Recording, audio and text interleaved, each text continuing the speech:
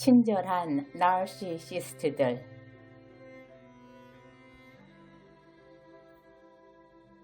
유럽의 고성을 방불케 하는 교외의 음식점에서였다. 겉보기뿐 아니라 실내 장식이나 전망도 좋아 두리번대면서 그렇게 근사한 곳에 초대해준 이에게 고맙다는 말부터 했다. 그가 말했다. 요새 누가 배고파서 이런 데 나와 먹습니까? 다 분위기 값이죠. 그렇게 말하는 걸 보면 교외라고 음식값이 싼 것도 아닌 것 같았다. 점잖게 생긴 중년 아줌마가 메뉴판을 가지고 주문을 받으러 왔다. 종업원이 아니라 안주인 같기도 해서 우리는 각자의 취향과 평소의 식사량까지 들려주면서 아줌마의 의견을 참조해 넘치지도 모자라지도 않게 주문을 했다. 우리를 초대해준 이도 어디서 소문을 듣고 온 것이지 단골은 아닌 듯 아줌마에게 메뉴판에 적힌 음식에 대해 이것저것 물어가며 주문을 했다. 그만큼 종류도 다양하고 이름도 생소한 요리들이었다. 물냉, 비냉 한마디로 끝내주는 대중 음식점에서와는 달리 종업원과 비교적 이야기를 많이 했는데도 우리 중 누구도 그가 연변 아줌마라는 걸 눈치채지 못했다.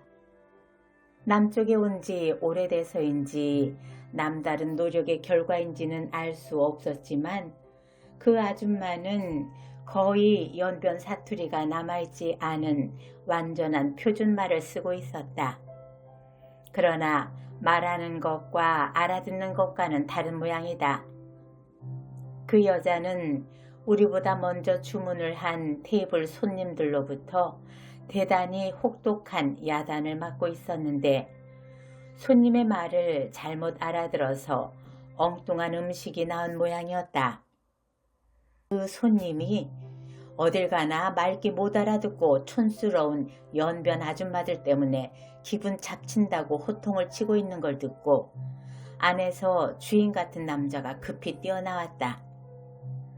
그는 그 남자에게도 종업원 똑바로 쓰라고, 비용 몇 푼 아끼려고 연변 아줌마 써서 가게 품위 떨어뜨리면 이따위 고품격 인테리어가 무슨 소용이냐고 일장 훈시를 해대는 것이었다. 비굴할 정도로 깍듯한 주인의 백배 사례로 그 소동은 일단락됐지만 그런 인간들하고 같은 공간에서 식사를 하는 게 불편해서 음식 맛이 어떤지 제대로 느낄 새 없이 서둘러 식사를 끝마쳤다. 밖에만 나와도 살 것 같았다.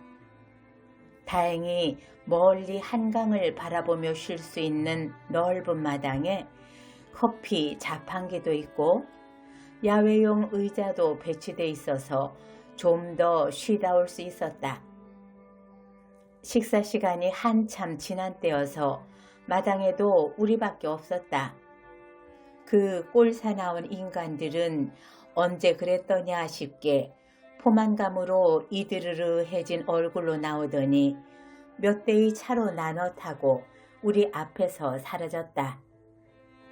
아무도 없는 풍경 속으로 핸드폰을 귀에 댄 연변 아줌마가 나타났다. 도망치듯 뛰쳐나온 태도로 보아 그녀가 건 전화가 아니라 어디서 걸려온 전화일 듯하다. 우리를 의식한 듯 멀찌감히 호젓한 나무 그늘을 찾아가면서도 전화통화는 계속됐다. 앞에서 볼 때와는 달리 어깨가 앙상하고 검은 머리를 뒤로 질끈 동인 뒷모습은 아줌마 티가 전혀 없이 앳돼 보이기만 했다. 무슨 얘기를 하는지 그 앙상한 어깨가 가늘게 흔들렸다. 가서 어깨를 감싸고 다독거려주고 싶게 오열하는 그녀의 뒷모습은 갸냘프고 애처로워 보였다. 작년 겨울 홋카이도 여행을 할 때 만난 연변 아줌마 생각이 났다.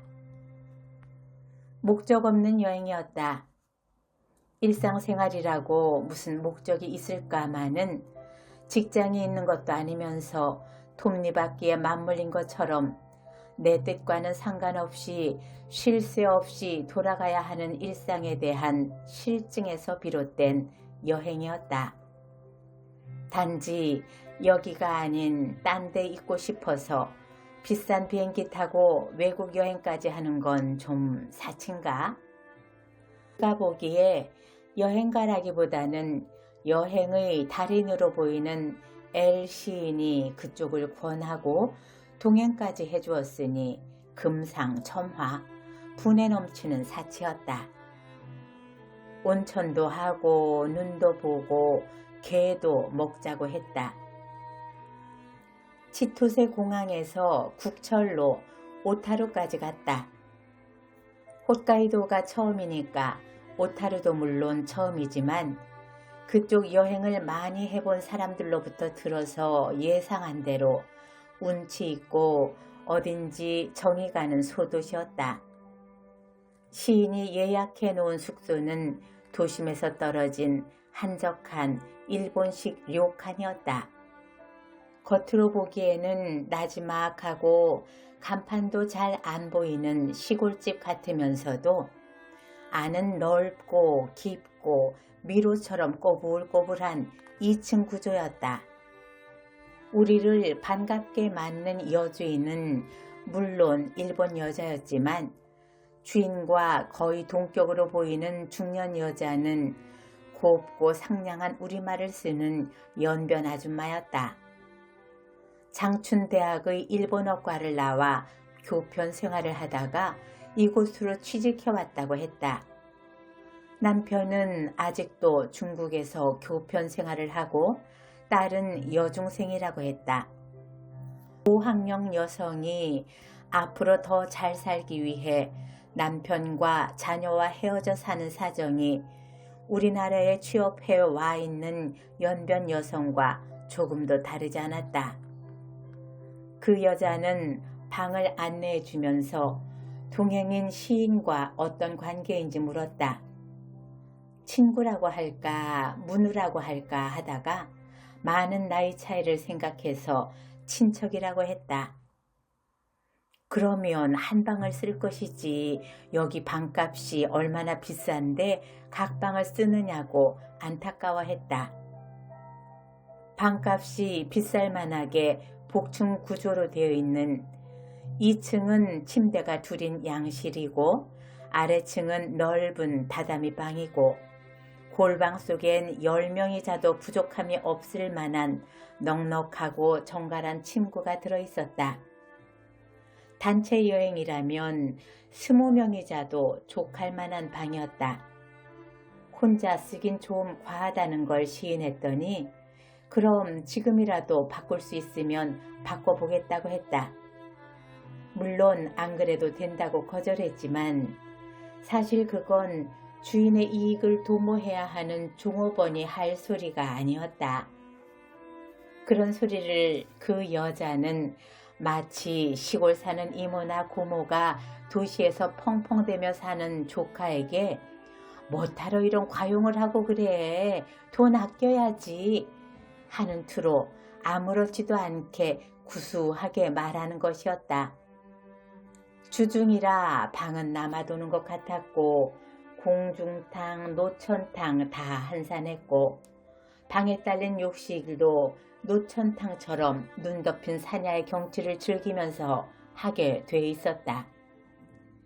거기서 하룻밤을 묵고 두 끼 식사를 하는 동안 그 연변 아줌마가 우리의 서비스를 도맡아 주었고 그녀를 통해 오타루라는 고장을 이해하게 되었다. 오타루는 한국인 관광객이 가장 선호하는 고풍스러운 도시로 우리나라의 유명한 가수들이 거기서 뮤직비디오를 찍었고 유명 연예인 누구누구가 다 여기서 휴가를 보내면서 이 집에 묵었노라고 했다. 다음날 아침 식사 때에는 자신의 디카를 가지고 와서 그녀가 틈틈이 홋카이도의 각지를 여행하면서 찍은 풍경 사진을 보여주었다. 홋카이도 하면 눈경치만 생각하던 나에게 꽃으로 뒤덮인 홋카이도는 환상적이었다. 그녀는 5, 6월의 홋카이도는 말도 못하게 아름답다며 꼭 다시 오라는 유혹의 말도 잊지 않았다. 그 여자는 오타루뿐만 아니라 홋카이도의 관광 유치까지 훌륭하게 해내고 있었다. 내 이름을 알고 밤새 인터넷으로 검색해 봤다며 친밀감을 표하더니 나에게 그 여관의 인상을 한마디 남겨달라고 종이를 내오니 차마 거절하지 못했다. 눈치가 빠르니까 아마도 글 써먹고 사는 동네 주변 사람이 나타나면 그 종이를 적절하게 써먹을지도 모른다. 한국 사람이 많이 들르는 업소에서 그 여자를 고용한 것은 탁월한 용인술이었다. 그래도 나는 손님을 위해, 직장을 위해 최선을 다하는 그 여자가 싫지 않았다. 하루빨리 그 여자가 목표한 만큼의 돈을 모아 가족이 모여 살기를 진심으로 바랐다. 그런 마음으로 나는 그 여자에게 팁을 좀 주려고 했다. 큰 돈은 아니었지만 자고 난 방 베개 위에 떨어뜨리고 나오기에는 좀 많은 돈을 정중하게 봉투에 넣어 건넸더니 한사코 안 받으려고 했다. 월급도 충분히 받고 있거니와 종업원이 팁을 받는 게 금지돼 있다고 했다.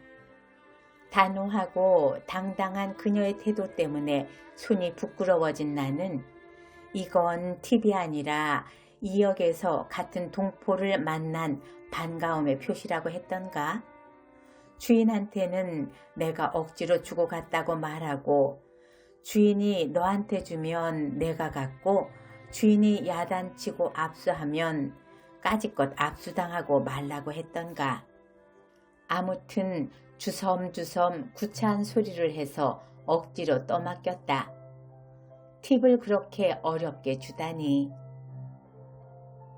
우리가 떠나는 시간에는 그 여자의 배웅을 받지 못했다.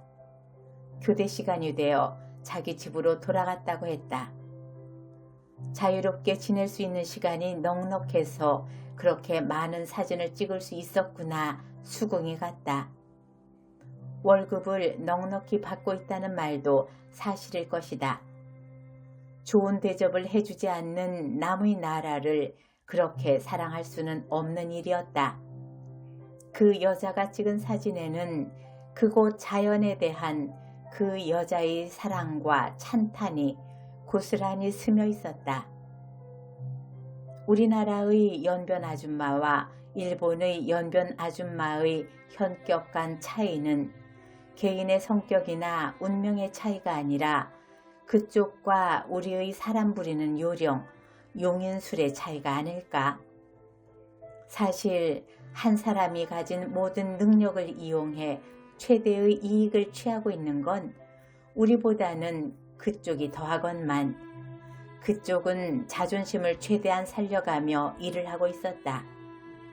그 점이 고용과 착취의 차이가 아닐까? 오타루는 예쁜 크리스털 가게들이 즐비한 편안하고 걷기 좋은 소도시였다.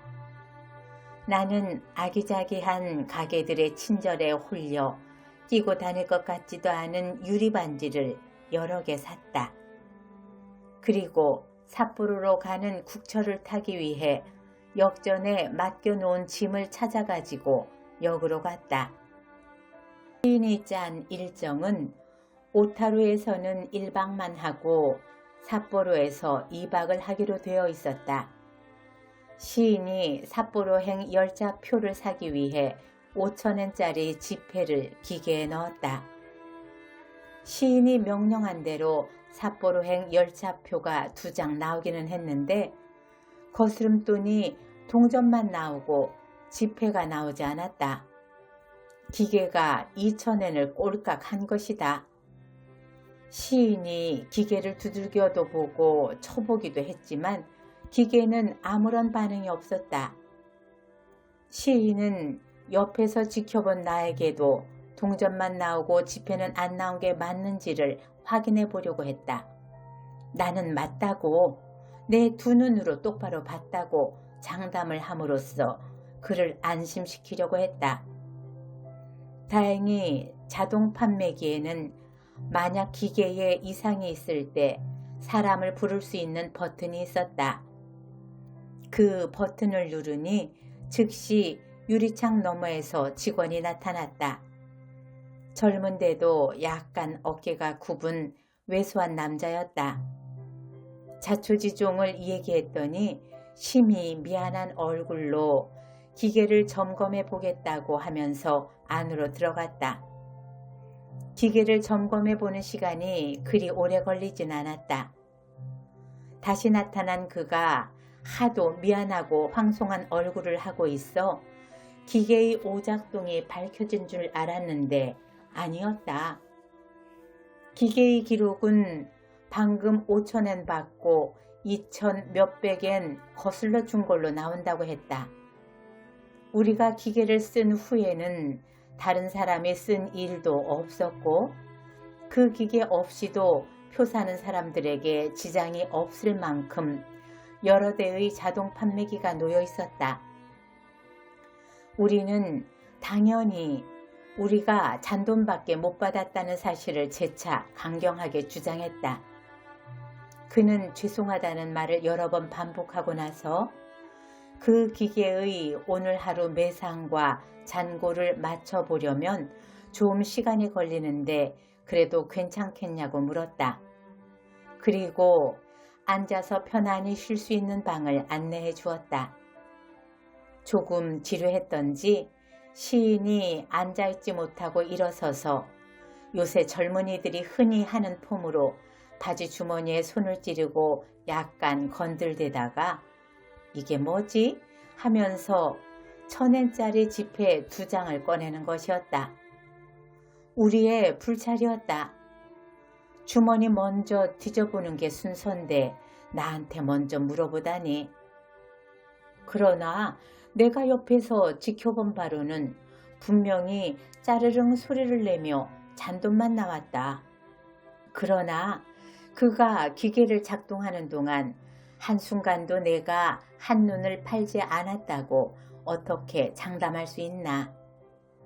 나는 속으로 뜨끔하면서 마음이 흔들렸지만 그 돈은 거스름돈이 아니라 전서부터 주머니 속에 있던 돈일 거라고 우겼다.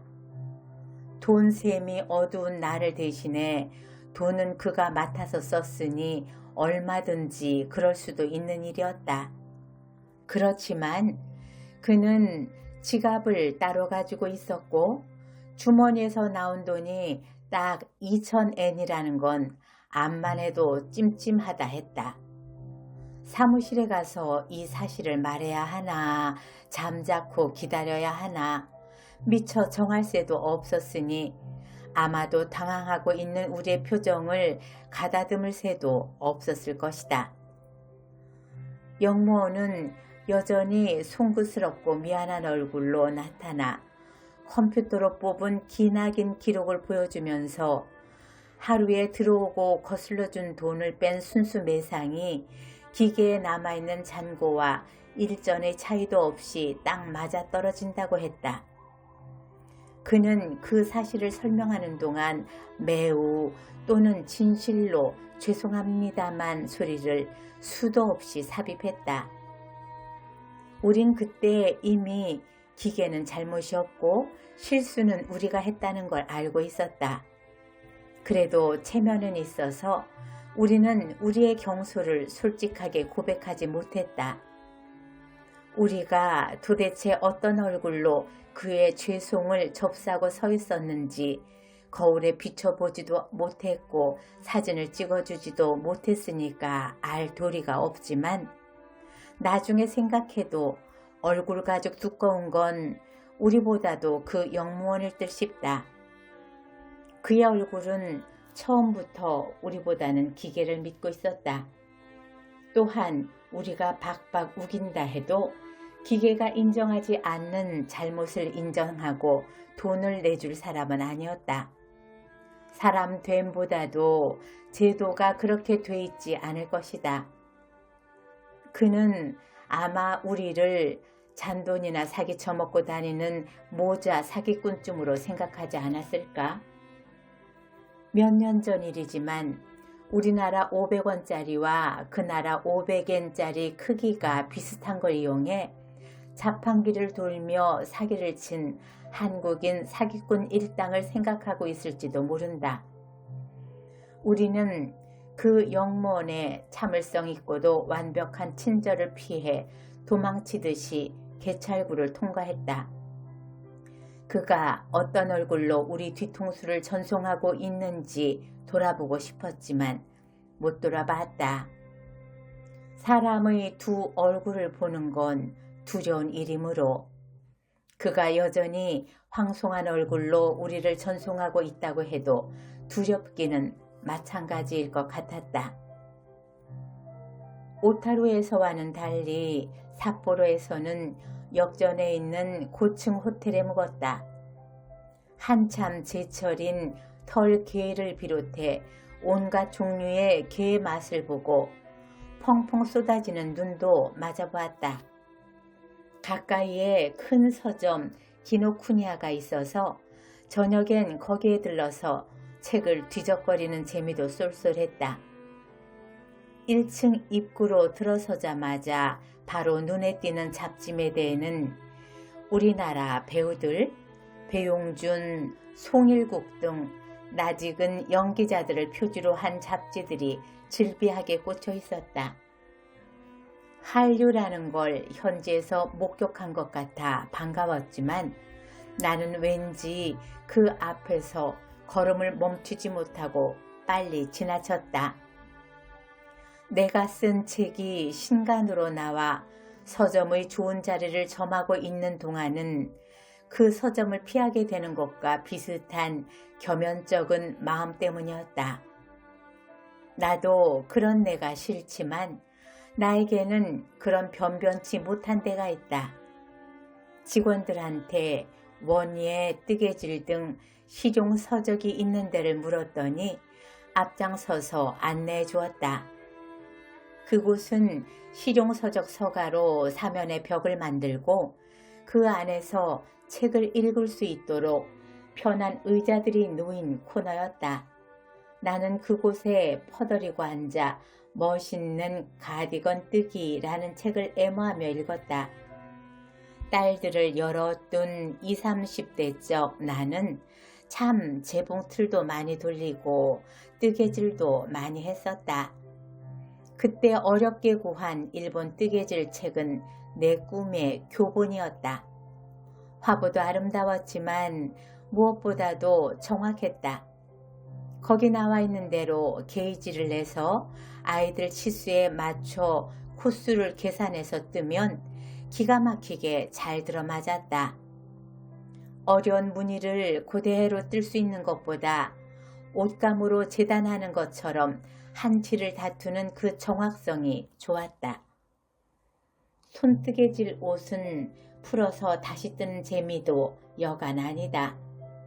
그러나 헌옷푼 오글오글한 실로는 게이지가 제대로 나오지 않는다.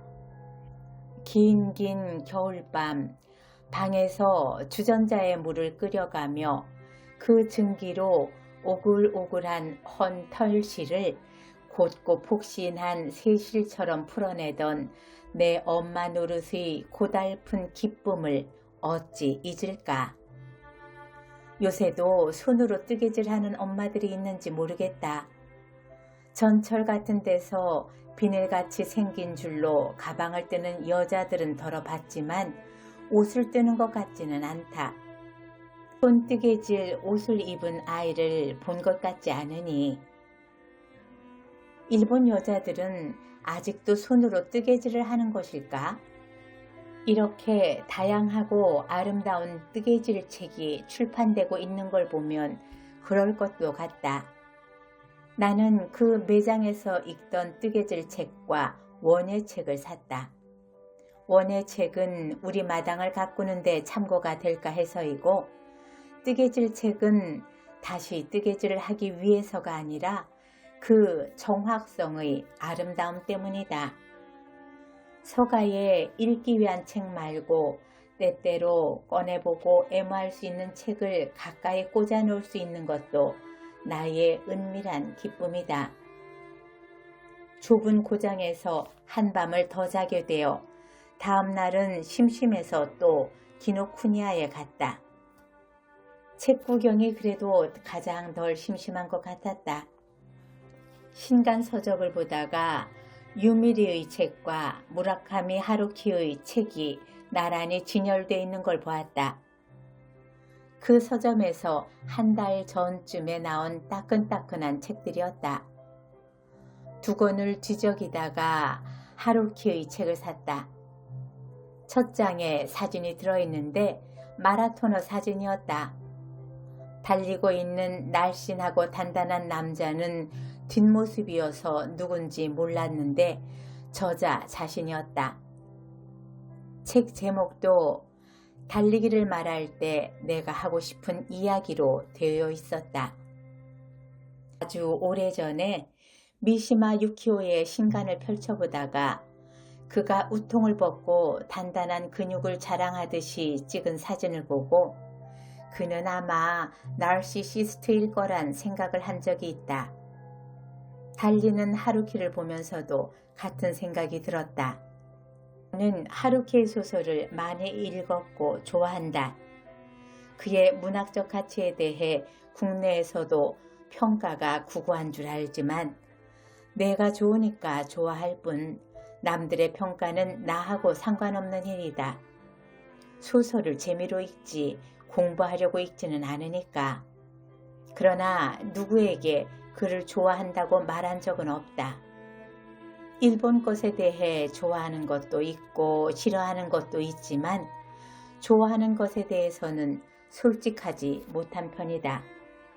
그건 어려서부터 길들여진 금기 같은 것인지도 모르겠다.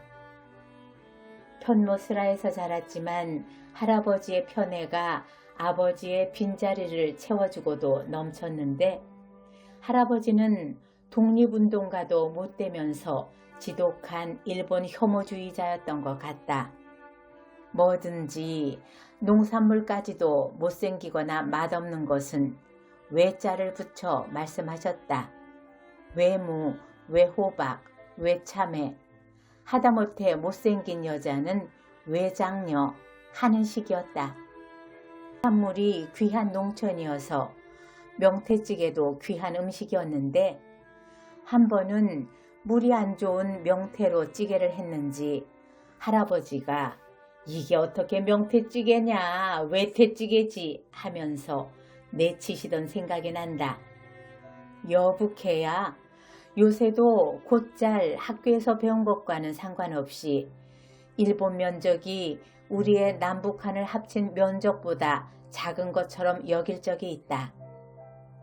최초로 문학의 세례를 받은 것도 일본 문학을 통해서였다. 교과서 외의 책 읽기에 빠질 수 있는 나이가 식민지 시대였으니 어쩔 수 없는 일이었다. 그러나 나에게 가장 영향을 미친 이를테면 첫사랑 같은 책을 말해달라는 질문을 받았을 적에는 대개 일본 작가의 이름을 대지 않는다. 그건 나의 위선적인 마음도 있고 내가 소녀시대에 좋아했던 일본 작가들에 대한 애정이 별로 남아있지 않기 때문이다. 내가 사춘기 때 탐독한 일본 소설은 거의 퇴폐적이고 선병질적인 연애소설이었다. 내가 한때 폐병쟁이와 사랑을 하기를 꿈꾼 것도 그런 소설의 영향이 클 것이다. 내가 열심히 탐독한 일본 작가들은 거의 자살로 생을 마감했다. 잘은 모르지만 작가 중 가장 자살률이 높은 게 일본 작가들이 아닐까 싶다.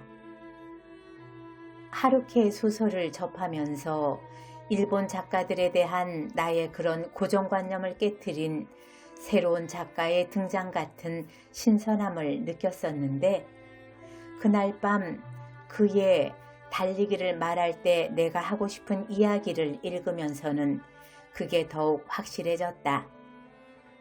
이건 제목 그대로 달리는 기록이다. 일본 국내에서뿐 아니라 그가 돌아다니면서 정착한 세계 각국에서 이사하고 정리하는 동안만 빼고 매일 10km씩, 적어도 일주일에 60km를 꼬박꼬박 달린 기록이다. 그는 그뿐 아니라 달리기를 시작한 1982년 이래 현재까지 26년 동안을 한 해도 안 거르고 마라톤 풀코스를 달리고 있다. 물론 기록은 선수로서의 마라톤의 기록에는 멀리 못 미친다. 그가 유지하고 싶었던 단지 달리는 사람으로서의 자신의 기록도 어느 날 깨진다. 그는 그때 충격을 받지만 그렇다고 달리기를 그만두지 않는다. 놀랍게도 그는 홋카이도의 북부 사로마 호수 주변을 일주하는 100km 코스 울트라 마라톤 대회에도 참가해서 완주한다. 그는 고통스러워하는 자신을 격려하고 위로하기 위해 그를 스친 온갖 잡념, 사유를 자세하게 기록하고 있다. 그가 75km쯤 달렸을 때 그의 고통이 극에 달하면서 뭔가가 돌담을 뚫고 훌쩍 빠져나가 버린 것 같은 느낌을 맛본다. 그러고는 나는 나이고 내가 아닌 것 같은 아주 조용한 경지를 맛보고 고통까지 사라진 기쁨을 맛본다. 그 후로는 아무 생각도 안 하고 단지 뛴다. 그가 울트라 마라톤을 완주한 기록은 11시간 42분이다. 거의 하루의 반을 달린 것이다. 음식을 공급받을 때도 앉지 않고 선체로 먹고 마신다. 앉으면 다시 못 일어설 것 같은 공포감은 그가 초인이 아님을 말해준다. 뛰다가 정 힘들 때는 좀 걷다가 뛰어도 되는데 그는 한 번도 안 걷는다. 안 걷고 달리기를 계속한 데 대한 그의 자부심은 대단하다. 그가 남기고 싶은 묘비명도 무라카미 하루키, 작가, 그리고 러너, 적어도 최후까지 걷지 않았다 라고 적고 있다. 그의 오만이 전율스럽다. 그는 혼자 있는 걸 좋아하고 운동도 누구하고 경쟁하고 적수를 의식하는 게 싫어서 혼자서도 얼마든지 가능한 달리기를 좋아한다고 말하고 있는데 과연 경쟁자 없는 운동이 가능할까? 아마도 그의 적수는 자기 자신일 것이다. 이 세상에 나하고 맞설 적수는 나밖에 없다는 것처럼 도저한 자신감, 우월감이 또 있을까? 하루키는 일본 사람의 전형이라기보다는 오히려 언어의 변방을 훌쩍 뛰어넘은 세계인이라고 보아야 마땅할 것 같다. 그럼에도 불구하고 나는 일본을 여행할 때마다 감탄하게 되는 그들의 친절, 일본을 여행하고 온 사람 누구나 말하는 편안함, 대하는 사람뿐 아니라 제도상의 갖가지 친절한 배려를 하루키를 읽은 밤 다시 생각해 보게 되었다. 그건 우리 할아버지의 편견처럼 결코 아부에 능하고 속과 겉이 다른 섬나라 근성이 아니라 지독한 자부심과 도저한 우월감의 소산이 아닐까? 저절로 그런 생각이 들었다. 그들의 친절이 우월감의 소산이라면 우리의 불친절은 열등감의 소산일지도 모르겠다. 점점 나아지고 있는 게 그나마 다행이지만